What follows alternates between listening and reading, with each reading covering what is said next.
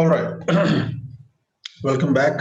So we were discussing about the air defense capabilities of India and its alliance with Russia and Israel in this regard. So we discussed about S-400, and this particular system is highly sophisticated and it is a great threat to Pakistani missile, Pakistani aircraft, and India is getting this particular system at a cost of about $500 billion from Israel, Russia. Another important system is Barakate, and Barakate is also a very important system because India is getting this system from Israel, and it has a range of about 70 kilometers. So currently, India is going to, deploy this particular system on their warships, and it is going to technically it is going to create a shield over that particular asset. But India is also getting this system for Air Force, for land forces, and for Navy as well. So all these systems would take, would be inducted by in next few years, and it is going to provide India a shield against any incoming aircraft, drone, or a missile. So such systems are really highly accurate, and they are going to help India in any future scenario. So apart from that, we need to understand that all these capabilities are actually going to help India to revamp its overall, offensive capabilities. So India, with the help of major powers, improving these capabilities with the passage of time, and this is going to create a conventional symmetry in the region.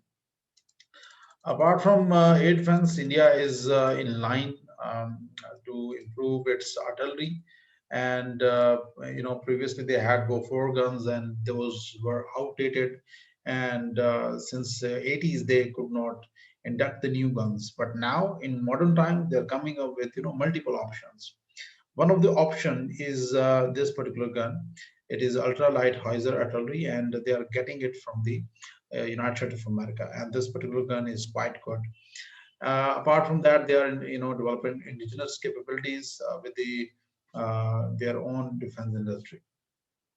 So, in a nutshell, overall, India, with alliances with India's alliances with United States of America, Russia, Europe, Israel, it is going to help India to improve its overall capabilities. And all these weapon and equipment, which are shown in this particular slide, India is getting from other countries, and they're spending a lot of money, billions of dollars, to induct all these capabilities. So, as a whole, what is the option for Pakistan? We need to understand that as well. First of all, Pakistan must improve its own indigenous capabilities, because our economy does not allow us to match the Indian, weapon and equipment. We can't buy these weapons from other countries. We can't afford these capabilities. So what we can do is we can develop these capabilities at home. So right now, Pakistan is manufacturing aircraft. Pakistan is manufacturing its tanks and other small arms and missile systems. So we need to improve overall these capabilities. Secondly, Pakistan has to work on network-centric and electronic warfare capabilities, which India is getting from Israel.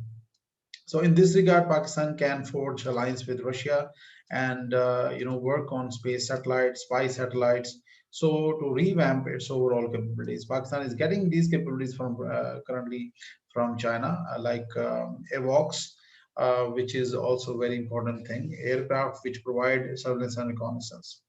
So in this regard, Pakistan has to work on these areas, especially the spy satellite areas. Secondly, Pakistan is in close strategic alliance with China. And to counter the Indian long-range air defense systems, Pakistan got multiple options. First is to match same system from Russia or China. Secondly, to come up with alternative, and alternative is development of cruise missiles, SLBM, for example. Then you got ALCM, RAD, which is considered as air launched cruise missile, and then you got submarine launched cruise missile, SLCM, Babar.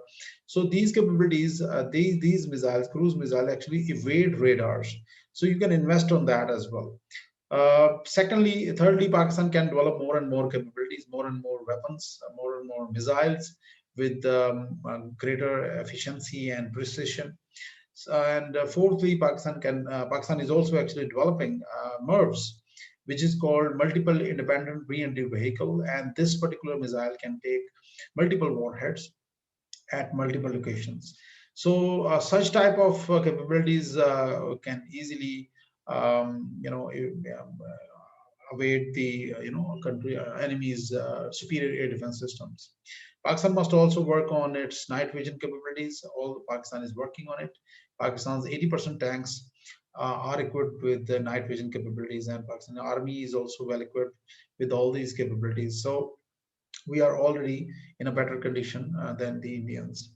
Survivability of C4I system. C4I means command, control, communication, and your overall network.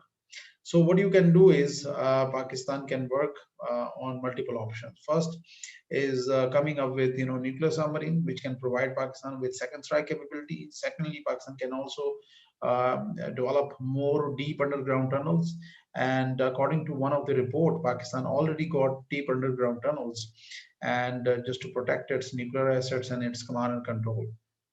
Pakistan is already working on these lines. So basically, these were some of the recommendations for Pakistan just to counter the Indian hegemony in the region.